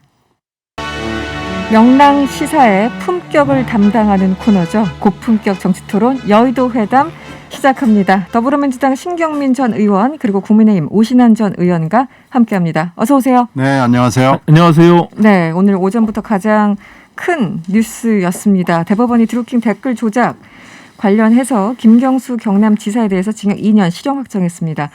먼저 신경민 의원님 이번 결정 어떻게 보셨습니까? 대법 판단은 법률심이기 때문에요. 뭐 이렇게 되지 않겠느냐라고 가능성을 제일 높게 봤는데 네네. 역시 뭐 그렇게 나왔습니다. 2심의 결론은 킹크랩 시연은 공모 공동 정범으로 인정을 해서 굉장히 중하게 선고를 했고요. 네. 공직선거법 위반이 적용되는 일본 총영사 제한은 무죄를 2심이 내렸기 때문에 네. 이것은 그대로 받아들여서 네. 그대로 받아들이면 뭐 꼼짝 못하는 거죠. 그래서 이건 뭐 어쩔 수 없는 건데 다만 하나 아쉬운 점은 2심 중간에 나왔던 김 지사의 알리바이를 입증하는 닭고기집 영수증에 대해서 판단을 하지 않았거든요. 네네. 그래서 그 부분을 법률심인데 판단을 할 수가 있을까라고 매우 걱정을 했는데 역시 판단을 하지 않았죠. 법률심이니까 어쩔 수는 없죠. 근데 이 부분이 판단을 좀 했으면 네. 좀 어떻게 됐을지 잘 모르겠어요. 그래서 킹크랩 시연의 말하자면 알리바이를 입증하는 자료 중에 하나였는데 이게 좀 아쉬움이 남습니다. 있는 것이다. 네. 우리 오신환 의원님 어떻게 보셨어요? 사필 규정이라 보고요. 저는 1심, 2심 대법원 판결까지 일관되게 실형 선고를 했거든요. 그런 과정에서 일부 1심에서 유죄 판결 난 것이 2심에서는 무죄 나기도 했지만 어쨌든 최종적으로 징역 2년의 실형을 선고받은 그런 사안이고요. 특히 그 사안이 민주주의에서 여론을 조작하는 그런 행위로서 선거의 공정성을 심대히 영향을 미치고 그런 해쳤던 그런 헌법 파괴적인 어떤 행위이거든요. 굉장히 중요한 문제고 네. 과거에 민주당이 국정원 댓글 공작 사건이라고 하면서 온갖 그 공격을 했던 그런 것에 준하는 저는 굉장히 중대한 위협적 사항이다. 그것이 이제 대법원 판결로 확정이 난 것이고 그와 관련해서 이제 민주당과 청와대의 반응이 저는 좀 아쉬움이 큽니다. 이제 오늘 송영길 대표의 경우는 심히 유감이고 송구스럽다라는 표현을 하긴 했는데 청와대는 여전히 그거에 대해서 묵묵부답이고 관여한 일이 없는 것처럼 지금 이렇게 입장을 표시하고 있는 부분들은 저는 굉장히 유감스럽고요. 분명히 대통령께서 이 부분에 대한 부분은 반드시 국민들께 사과를 해야 되지 않나 저는 그렇게 생각합니다. 근데 지금 이제 쟁점은 근본적인 쟁점은 김경수 지사는 나는 그 시연을 본 적도 없고 그렇기 때문에 공부한 적도 없다라는 거잖아요. 일단 주장 자체는. 그리고 당시 어쨌든 이낙연 전 대표 또 이런 얘기를 합니다. 이낙연 전 대표의 말을 이제 빌리면 2017년 대선은 누가 봐도 문재인 후보의 승리가 예견됐던 선거다. 문재인 캠프가 불법적인 방식을 동원해야 할 이유도 의지도 전혀 없었다. 이런 말을 했는데 어떻게 보면 이제 그 김경수 지사 측의 주장과 일맥상통하는 부분인데 이 부분이 그냥 쟁점 같아요. 봤다 안 봤다 여기서부터. 네, 그렇죠. 그 알리바이를 입증할 수 있는 닭고기집 영수증에 대해서 재판부가 그게 1심 진행 중에 나왔을 겁니다. 그러니까 2심이 판단을 해줬어야 되는데 판단을 안 했거든요. 네네. 그리고 정치적으로는 16년, 17년 상황이 뭐 촛불정국이었다는 것도 있지만 그 당시에 여권이죠. 여권이 분리가 돼가지고 사실 후보가 여럿 나왔어요. 네네. 그러니까 이건 뭐로 가도 어떤 길을 가도 문재인 후보가 당선될 수밖에 없는 정치적 상황이었고요. 그리고 그 당시에 이 드루킹스 이 사건을 만들었던 당사자는 김경수 지금 지사하고는 전혀 일면식도 없는 사람이었고 정치적으로 이것을 그렇게 막 애써서 해야 될 이유가 전혀 없는 상황이었단 말이에요. 근데 그럼 왜 그랬냐라는 생각이 이제 들죠, 당연히. 근데 김경수라는 개인을 보면은 이 품성이 사실은 정치를 할 사람이라고는 믿어지지 않을 정도로 고운 사람이었고 당시 별 생각이 없었던 것 같아요. 열성 지지자라 그러면서 접근을 하니까 그 배려와 성심의 차원에서 그냥 만났을 뿐인데 만났고 그 자리에 시연을 했다고 주장하는 그 시간에는 있었던 것 같지 않다는 알리바이 입증 자료가 있었고 그래서 그리고 만약에 서로 그 시연 자리에 있었다고 하더라도 야 이걸 우리가 이용해 가지고 선거를 한번 이겨야 되겠다 뭐 이런 상황이 아니었거든요. 그래서 그런저런 아쉬움이 남는다는 게 바로 그 대목입니다. 그래서 네. 좀 판단을 잘 했더라면 하는 생각이 지금도 있죠. 왜냐면 제가 궁금한 게 그 아까 이제 말씀 주셨지만 당시 정치적인 상황에 봤을 때도 문재인 후보의 특보를 맡고 있는 사람이 이렇게 한 두세 번 만난 사람과 이런 일을 공모했을 그 이유가 하등의 이유가 없었다. 저는 이게 네. 그러니까는 그 세세한 사안들에 대해서 지금 뭐 논의하자면 네, 뭐, 네. 너무 뭐 길고. 한덕근도 네. 말할 부분이 많이 있지만 네. 저는 그거 중요하지 않다고 생각해요. 그리고 충분히 문재인 후보가 이런 행동을 안 했어도 압도적으로 이길 수 있는데 왜 했을까에 대한 의문점도 선거에 대해서 너무나 모르는 거예요. 선거라는 것은 끝까지 최선을 다하는 그 행위, 그 속에서 결과를 예측하는 것이지 결과적으로 이길 수 있으니까 아무것도 안 하고 그냥 가만히 방치해두고 있을 것이다라고 하는 추측은 저는 굉장히 넌센스라고 생각하고요. 어쨌든 그 모든 것들을 1심, 2심, 3심에서 다투면서 사법부가 판단을 한 거 아닙니까? 네. 거기에 대한 존중, 그 속에서 결과적으로 법치주의를 지키려고 하는 그런 어떤 그 반응이나 대응들이 저는 민주당 쪽에서 나와야 된다 일단. 네. 예, 그 부분에 대해서 인정하고 유감의 표명을 하는 것이 먼저 선행돼야지 이것을 꼭 부정하려고 하는 그런 행동. 은 저는 옳지 않다고 보고요.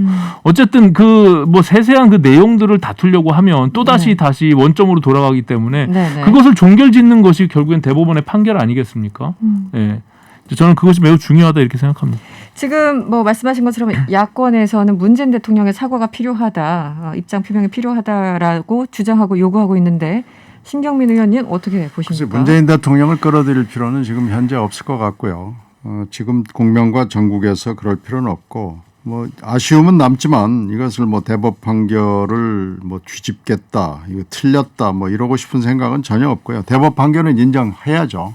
이걸 뭐 뒤집을 방법은 현재 사법 체계에서는 없고요. 네네. 혹시 있다면 이제 재심을 청구하는 방법, 뭐 이런 방법밖에 없을 텐데 재심 청구의 사유는 매우 제한적이기 때문에 네네. 이게 가능한지도 잘 모르겠습니다. 네. 그래서 지금 이 단계에서는 뭐 할 수 없죠.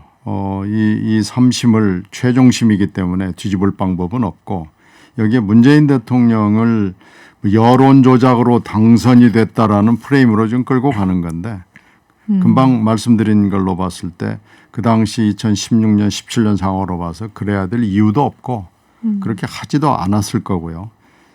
지금 문재인 대통령이 이 대목에서 사과를 해야 되는 것은 좀 지나친 요구 아니냐 판단합니다. 저는 전혀 다른 생각을 하고 있는데 네. 예. 문 대통령이 뭐 드루킹에 대한 댓글 조작으로 인해서 뭐 당선이 됐다 안 됐다 이거는 별개의 문제입니다. 그러니까 저도 뭐 그 정통성이나 뭐 정권에 대한 적통에 대해서 문제 삼고 싶은 생각은 없어요. 네네. 다만 그 당시에 선대위에서 그 지난 대선에서는 수행팀장을 했고 그리고 선대위 대변인을 맡고 또 문재인 대통령의 가장 최측근이라고 했던 김경수 지사가 그런 어떤 불법적 행위에 연루돼서 최종심을 지금 판결을 받은 거 아닙니까? 네. 근데 거기에 대해서 대통령이나 청와대가 아무 입장이 없다. 그냥 아몰랑 상태로 그냥 있는 것이 과연 마땅한 것이냐. 지금 뭐 예를 들어서 국회의원도 네네. 의원실의 비서들이 뭔가 뭐 음주나 뭔가 사고가 나면 거기에 대한 책임을 지고 사과 표명하고 그거를 정리하는 것이 지금의 관행이고 당연한 수순인데 당시에 선대위에서 아주 최측근이며 책임을 맡고 있었던 김경수 지사가 네네. 이런 어떤 실형 2년의 선고를 받는 불법적 행위를 했음에도 불구하고 대통령은 나는 아무런 관계가 없다라고 생각하는 것은 전혀 이해가 되거나 납득되지 않아요. 더군다나 이게 민주주의의 헌법 질서를 완전히 파괴하는 그런 굉장히 중대한 사안 아닙니까? 거기에 대한 반드시 사과와 유감 표명이 있어야 된다라고 생각하고요. 저는 그렇다고 해서 뭐 문재인 정권을 부정하거나 네네. 그것이 무슨 드루킹 댓글로 인해서 당선이 됐으니까 저는 뭐 그것을 부정할 생각은 전혀 없지만 네네. 거기에 대한 입장은 분명히 밝혀야죠. 예. 측근이 어쨌든 대법원 판결 받았기 때문에 거기에 대해서 최소한 유감 표명은 있어야 된다. 이런 물론이죠. 입장이시군요. 예. 이게 선거 행위에서 이뤄진 일이 아닙니까? 예. 알겠습니다. 지금 김경수 지사 2년 집행 종료하고 또 5년간 피선거권이 박탈됩니다. 그렇죠. 굉장히 좀 일종의 유망주로 꼽히는 지사였는데 어떻게 정치 생명에 굉장히 좀 큰 타격입니다. 심대한 타격이 있고 네. 이 문심을 가장 잘 읽는 사람 중에 하나였기 때문에 지금 친문들 입장에서는 뭐 굉장히 당황스러운 네. 판결이라고 봐야죠. 개인적으로도 아마 행여나 하는 생각이 있었을 텐데 네. 아마 굉장히 본인의 실망이 클 걸로 판단이 됩니다. 알겠습니다.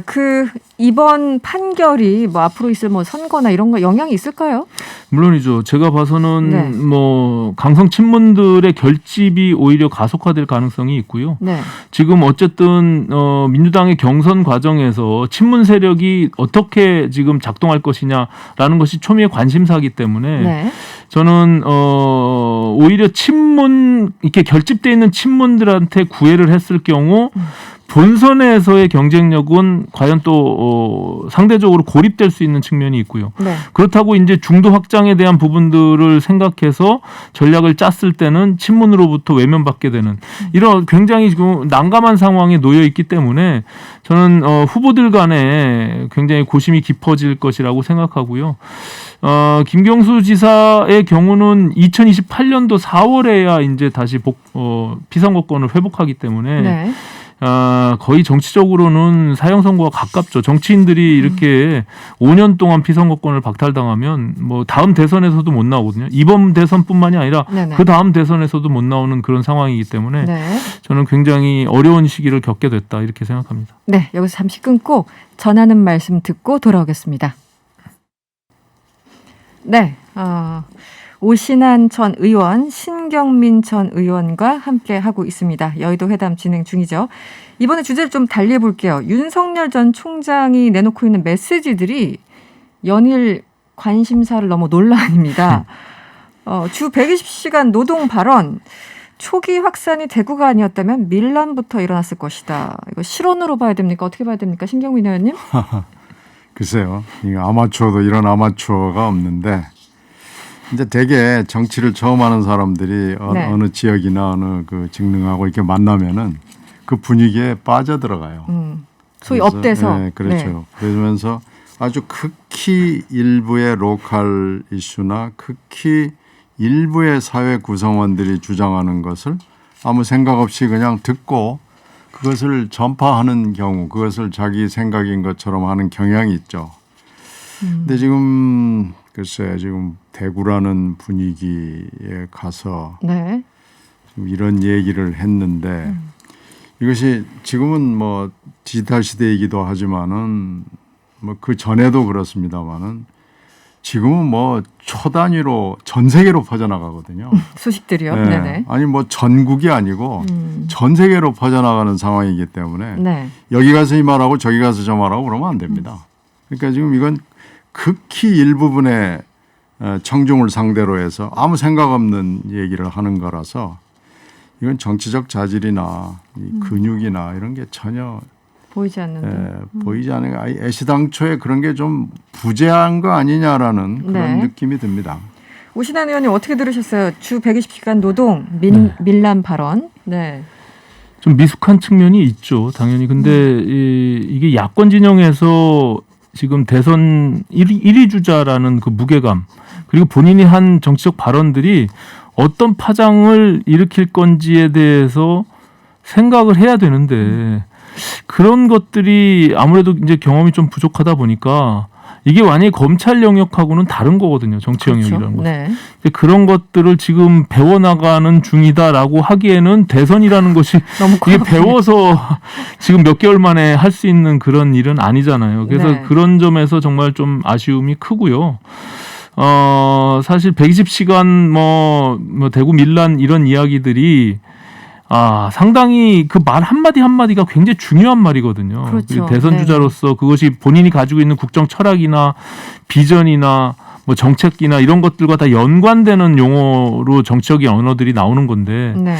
이제 그런 것들에 대한 미천들을 저렇게 계속 이제 맡게 되면 저는 이게 사실상 뭐 안 그래도 지금 6월 29일 날 출마 선언과 동시에 네네. 지지율이 좀 떨어지고 있는 상황에서 추세적으로. 예, 추세적으로 저는 그것을 회복하기 위해서는 빨리 이 국면에서 벗어나는 다른 이슈로 전환을 시켜야 되거든요. 그러기 위해서는 본인이 갖고 있는 진짜 왜 윤석열이 검찰총장을 그만두고 대한민국의 대통령이 되려고 하는지에 대한 국민들에 대한 그런 어떤 비전 메시지가 분명히 있어야 되는데 그런 것들을 통해서 돌파해 나야만 저는 뭐 이 국면을 벗어날 수 있다 이렇게 생각합니다. 근데 지금 의원님 말씀하신 것처럼 뭔가 안 좋은 악재들 넘기 위해서 새로운 아젠다를 던지고 정책과 비전을 보여야 되는데 그런 얘기하는 과정에서 이런 발언들이 또 그렇죠. 나오는 거잖아요. 그렇죠. 뭐 그러니까. 노동관이 됐든 기업관이 됐든 이런 게 나와서 더 문제가 아닌가 싶기도 하고. 기초가 잘 안 돼 있는 데다가 지금 하여튼 속성과외를 한 3개월요, 4개월 가까이 받았는데 그것도 지금 체득이 안 되고요. 그 정치라는 것이 뭔지에 대해서도 좀 잘 모르고요. 그러니까 역사나 뭐 이런 거에 대해서도 별로 그렇게 익숙해 있지 않다. 공부가 안 돼 있다라는 느낌을 드는데 이거 글쎄요, 과외해서 될 문제인가요? 저는 좀 의심스러워 보입니다. 네. 근데 윤석열 총장이라는 분이 결과적으로 문재인 정권에서 탄압에 의한 결국에는 반사체로서 지금 이렇게 윤석열이 올라선 거잖아요. 그래서 이제 지금의 6월 29일 선거 과정들을 보면 계속 반문재인 정권에 대한 메시지가 주를 이루고 있어요. 그러니까 오히려 본인이 어떤 대한민국을 만들겠다든지 왜 윤석열이어야 되는지 이런 어떤 포지티브한 비전이나 정책들 메시지들을 내야 되는데 네. 이것을 그냥 문재인 정권을 반대하는 쪽의 메시지만 내다 보니까 지금 120시간 이상한 말들, 정치적인 말들, 오해를 살 만한 말들이 네. 계속 지금 반복돼서 실수로 나오는 것 같거든요.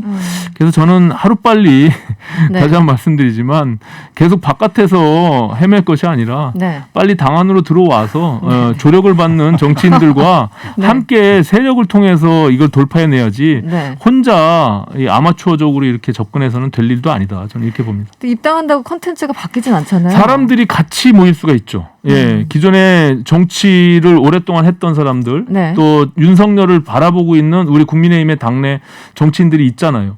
그분들의 조력들을 받아서 메시지도 정리하고 좀더 정리하고. 본인들의 기획 일정이나 이런 것들도 정리하면서 네. 탄력을 받아야죠. 지금은 옆에서 누가 조력을 해주는지 이런 부분들 하나하나 또 동선들도 네. 저는 뭐 중구난방으로 지금 이렇게 하는 것들이 네네. 좀 아쉬움이 있습니다. 공보라인 쪽 문제는 계속 지적이 됐었죠. 네. 오늘 이준석 국민의힘 대표가 박근혜 전 대통령 장기 구금에 유감을 표시한 윤석열 전 총장에 대해서 조언을 했어요. 고유의 색을 지키시라 이렇게 얘기를 했는데 이 부분은 어떻게 보셨어요, 신경민 의원님? 지금 윤 총장이 오늘에 있기까지는 반문이죠. 특히 특히 추미애 전 장관하고의 갈등과 대립을 통해서 인지도와 지지율을 아주 폭발적으로 올려놓은 거 아니겠어요? 네, 네. 근데 지금 이제 그거 가지고 안 되는 거죠. 그러니까 지금 그 인지도와 지지율의 대부분이 반문이고 보수층도 있지만은 중도층의 표가 있단 말이에요. 이게 섞여 있는 거고 그게 지금도 이제 유지가 되는 건데 이런 식으로 실수가 계속되면 금방 빠져나갑니다. 손가락으로 모래 빠져나가듯이 지금 현재도 10% 이상이 쭉 빠져나가서 이제 곧 반토막이고요. 반토막 되면 이제 나머지 반토막은 금방 또 없어진다. 허물어지죠. 네. 그래서 지금 고유한 색을 지키라고 조언을 한 얘기는 이준석 대표의 얘기는 맞죠. 근데 지금까지 쭉 얘기하는 거 보면 역사의 문제나 또 초기 확산이 대구 아니었더라면 이 발언 같은 거 보면은 보수도 굉장히 강경한 보수의 목소리를 낸단 말이에요. 그러니까 그쪽에 소구를 하는 건데 네. 이미 좀 많이 다리를 건너와서 네. 이제 좀 시기적으로 국민의힘에 입당한다고 얼마나 커버를 할 수 있을지 잘 모르겠고요. 네. 장모에 관한 부분, 부인에 관한 부분, 그리고 국가 비전에 관한 부분은 이미 지금 1차 시험은 지나갔는데 좋지 않은 성적을 오히려 낙제점을 받았어요. 네네. 이제 본인의 과거 문제가 지금 몇 건 드러났는데 네. 이것도 지금 별로 그렇게 좋은 성적을 받을 것 같지가 않습니다. 그러면 1차 4개의 테스트를 지금 거쳤거나 거치고 있는데 거의 이게 과락 수준이거든요. 네네. 그럼 이것도 똑같이 이 4가지 테스트를 다 2차, 3차 계속 할 텐데 네. 저는 못 견딘다고 봅니다. 윤석열 어떻게 총장이 보셨어요? 네. 제3지대에 있는 이유가 결국에는 중도 외연 확장을 통해서 네네. 본인들의 그 지지층을 끌고 와서 압도적인 승리를 하겠다는 거 아닙니까? 네, 근데 그렇죠. 본인의 메시지나 정치적인 철학이나 스탠스는 너무나 강경 보수 쪽인 이야기들만 지금 일관되게 네, 6월 네. 29일 날 출마 선언할 때도 자유 중심의 뭐 공정의 이슈들을 얘기하긴 했지만 뭐 그런 것들이 결과적으로 이 중도층이 기대했던 것들은 금방 빠져나가거든요. 그렇게 만약에 일관되게 메시지를 내게 되면. 네네. 그래서 저는 이렇게 하향 추세가 거기서부터 나온 것이 아닌가라는 생각을 하고요. 저는 뭐 왜 본인이 이런 식의 메시지와 스탠스를 취하고 있는지 잘 이해가 되질 않아요. 그래서 결국에는 이것도 이게 정치를 어차피 혼자 할 수 없는 거기 때문에 네. 주변을 둘러싸고 있는 세력들이 윤석열을 지금 이렇게 작동하고 있는 것 같은데 그 둘러싸고 있는 사람들의 생각이 네. 저는 이렇게 너무나 한쪽으로 치우친 보수 유튜버들의 생각들을 많이 이렇게 좀 대변하는 게 아닌가? 전해 듣는 것이 아닌가, 아니면 본인이 그것을 보고 있는 것은 아닌가. 네. 이 대통령은 그런 영역에서 만들어질 수 있는 것이 아니다. 네. 저는 좀 그래서 지금 우려스럽습니다. 중도가 먼저 지금 빠져나가고 있고요.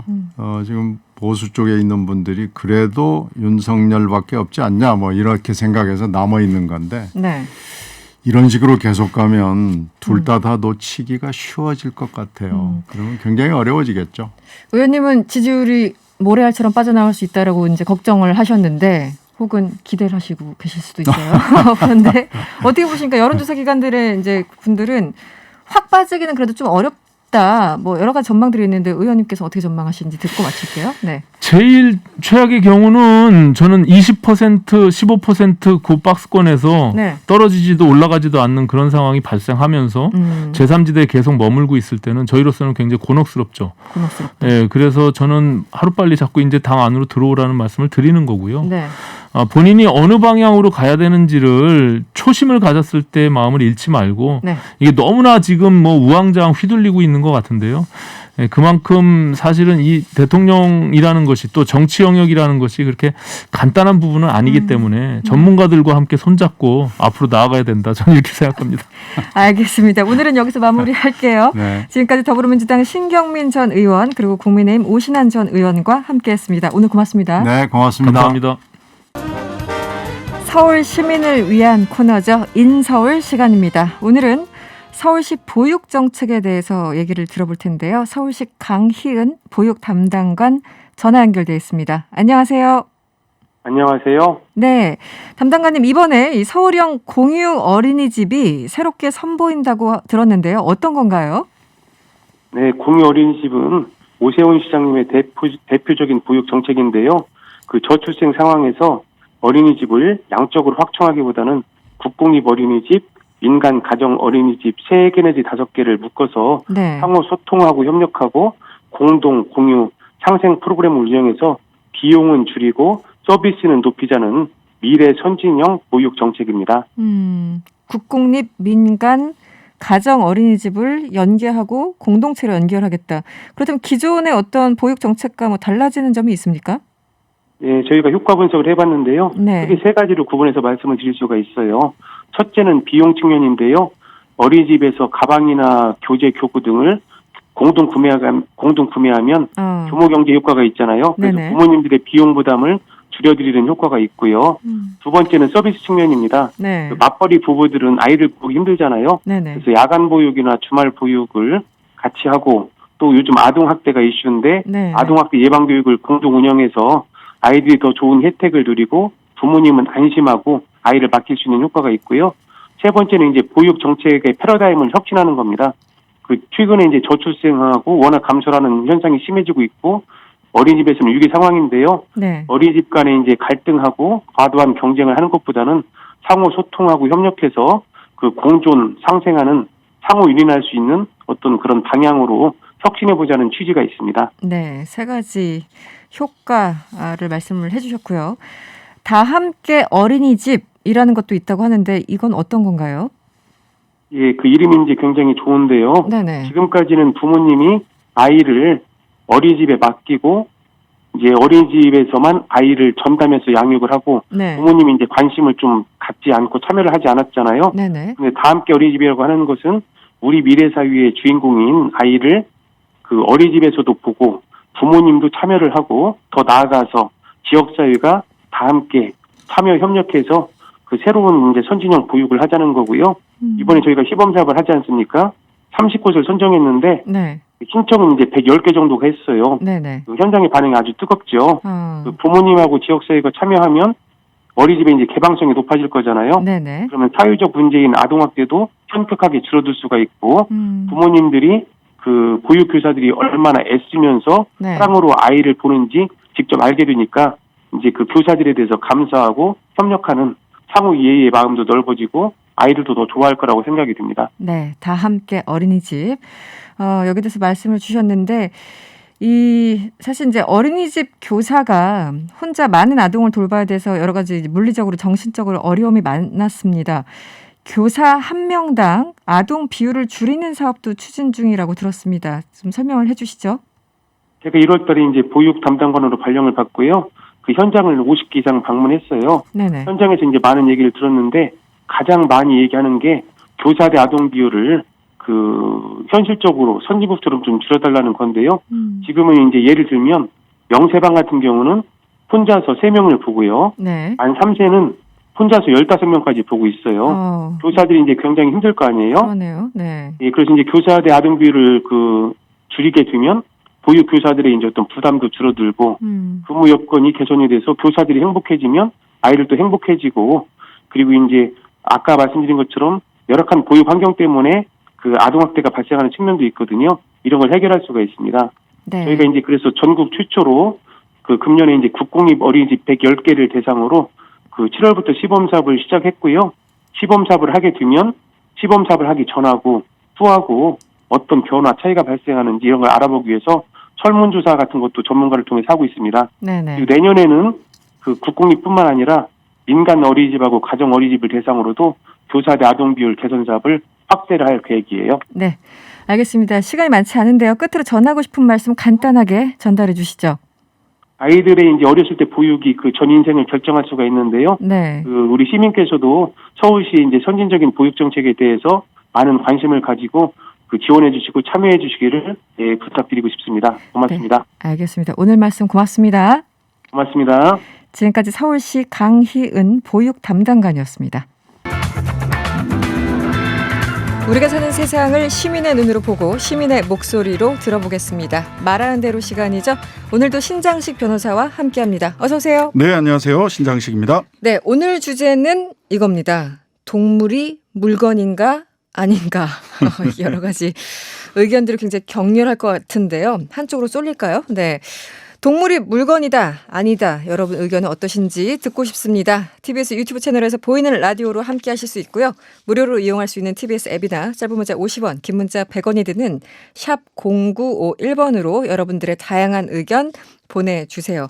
변호사님, 그동안 동물, 지금도 동물이 법적으로는 물건입니까? 물건입니다. 민법 제98조에 보면 물건이라 하면 유체물 및 전기, 기타 관리할 수 있는 자연력 되게 어렵죠? 하여튼 간에. 어려워요. 예. 네. 교통사고가 동물을 이렇게 로드킬을 한다거나 했을 때 이걸 어떻게 취급할 거냐. 네.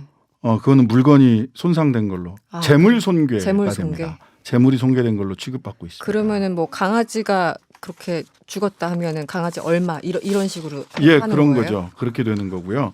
그리고 물건이기 때문에 만약 뭐 가압류, 가처분 내지는 이거 뭐 이렇게 경매 강제집행이라고 네네네. 법률에서 그러는데요. 강제집행할 때도 사람은 강제집행 대상이 아니거든요. 아니죠. 네. 근데 강아지나 고양이는 강제집행의 대상입니다. 가구처럼 뭐 가구처럼 딱지 붙이고 가지고 가서 경매에 붙여 팔아도 됩니다. 좀 상상이 안 가긴 하네요. 예, 누군가에게 가족인데. 그런데 앞으로 좋은 뉴스인데 이 동물들의 법적 지위가 조금 달라집니까? 네. 네. 법무부가 지난 19일 날이요.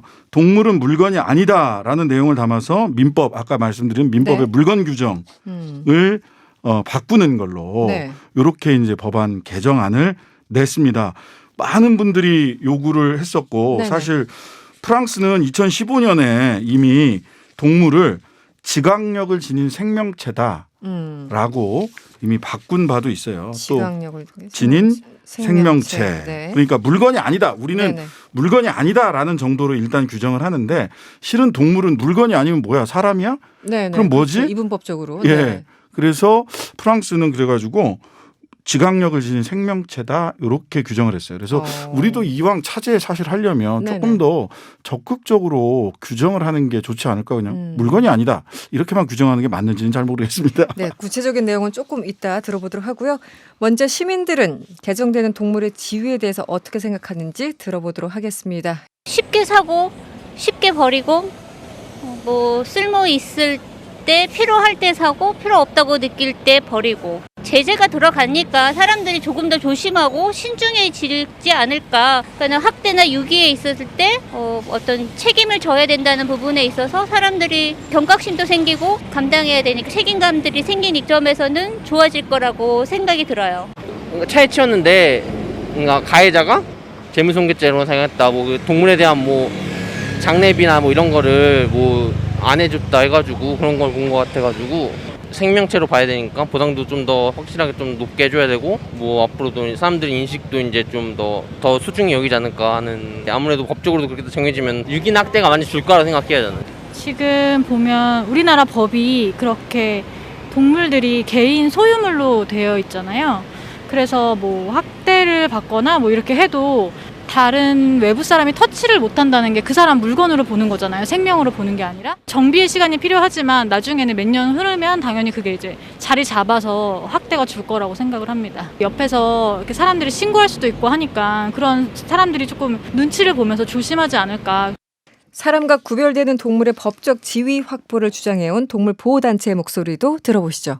감개무량하죠. 왜냐하면 민법 이제 98조에 의해서 새로 신설을 해서 동물은 물건이 아니다라는 조항을 명시를 함으로써 물건이 아니고 하나의 생명으로 이제 대접을 받는다라는 의미 있고요. 학대하거나 그랬을 적에는 민사상에 이제 그 예전에는 재물 손괴죄로만 적용이 됐었는데 이제는 이제 그 재물뿐이 아니라 위자료 같은 것도 청구를 할 수 있고요. 국민 정서에 맞게 동물 학대를 엄중한 심각한 사회적 범죄로 보고 이거에 대한 어떤 경종을 울리는 차원에서 동물 학대를 처벌이 강화될 것이라고 생각하고요. 뒤늦게나마 이러한 어떤 민법 개정을 통해서 동물의 물건이 아니라는 것을 명시할 수 있게 돼서 저희는 뭐 뒤늦게나마 다행이다라고 생각하고 있습니다. 변호사님, 그래서 네네. 우리 이번에 이제 법무부가 제출한 개정안 어떻게 하겠다는 거예요? 구체적으로는? 일단 외국 사례를 보면 이제 어떻게 변화가 있겠다. 그러니까 민법은 아주 그 기본법이기 때문에 민법이 물건이 아니다라고만 했다고 해서 이게 동물의 지위가 순식간에 바뀌는 건 아닙니다. 관련 법들이 또 추가로 개정이 돼야 돼요. 그러니까 만약 이게 그 물건이 아니다라고 했으면 또 심지어는 지각력 있는 생명체다 이렇게까지 간다면 동물학대법상에 처벌이 굉장히 강해질 수 있고요.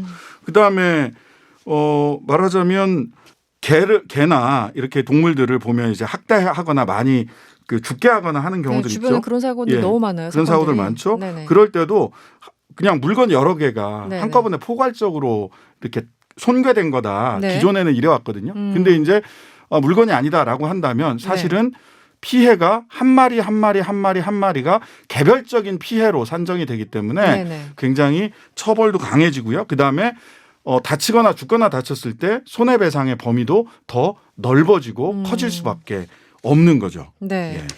손해배상 이게 굉장히 이제 법을 개정하면 항상 따르는 그거겠지만 앞으로 이제 재판에 가면 소송이 진행되면 그게 좀 복잡해질 것 같다는 생각이 드네요. 복잡해질 수도 있어요. 근데 이제 관점을 바꾸면 됩니다. 물건이 아니라 지각력을 가진 생명체다 이렇게 생각을 하면 이런 거예요. 미국에서 이혼 소송에서 반려동물은 재산 분할의 대상이냐. 네네. 아주 구체적이네요. 예, 네네. 그렇죠. 근데 그렇게 하지 않고 인간이 아닌 해당 동물의 복지를 고려했을 때 누구와 함께 사는 게 좋으냐라고 판단을 해요. 지금 우리가 양육권 분쟁이 있을 때도 부모의 입장이 아니라 아이의 입장에서 아이의 복리를 위해서 누가 사는 게 좋으냐를 판단하듯이 이제 반려동물도 이제 이렇게 되면 재산 분할, 자 이거 반, 2분의 1 지분은 당신, 2분의 1 지분은 나, 이게 아니라 이 동물에게 가장 복지로 유리한 반려인이 누구냐를 선택을 하게 되는 거죠. 아이들 같은 경우는 직접 의사를 물어볼 수 있는데 동물들은 물어보긴 좀 힘들고. 어렸을 때부터 누구랑 이제 오래 살았는지 누구랑 같이 잤느냐 이게 중요하기도 하죠. 동물들의 경우. 그래서 아까 프랑스 얘기를 해주셨는데 조금 다른 나라가 실제 어떻게 하고 있는지 좀 구체적인 사례를 좀 알려주시면 어떻습니까? 네네. 일단 캘리포니아주나 메릴랜드주요. 미국은 이제 단일법은 없습니다. 그렇죠. 미국의 캘리포니아주나 메릴랜드주에서는 유기 학대에서 구조된 반려동물 이외에는 사고 팔 수 없도록 하는 법이 이미 와 있습니다. 물건이 아니니까 사고 팔 수 없다. 라고 하는 거고요. 그다음에 오스트리아는 1988년에 최초로 동물이 물건이 아니다라고 민법에 신설했고 독일은 동물보호법 제1장 제1조에 동물은 인간과 동등한 피조물이다. 하나님의 피조물이다. 이렇게 되어 있어요. 그다음에 프랑스 아까 지각력을 가진 생명체다라고 동물을 규정하고 있다고 했잖아요. 학대나 유기가 됐을 경우에는 최대 2년 징역형 또는 4천만 원의 벌금형에 처할 수 있습니다. 이렇게 동물의 법적 지위가 물건이 아닌 지각력 있는 생명체로서의 법적 지위가 부여됨으로 인해서 자연스럽게 동물 보호에 대한 의식도 높아지고 이런 효과들, 부수적인 효과들이 생기게 되는 거고요. 우리도 동물학대법이라든지 이런 것들이 민법이 바뀌면 자연스럽게 따라서 변화가 될 수밖에 없다 이렇게 보입니다. 갑자기 든 생각인데 이제 지금 동물은 물건이 아니다라는 이제 포괄적인 그 내용이 들어가는데 우리 보통 이제 개나 고양이를 많이 기르긴 하지만 누군가는 도마뱀이 애완 그럴 수 있습니다. 누군가는 쥐를 키우고 이렇잖아요.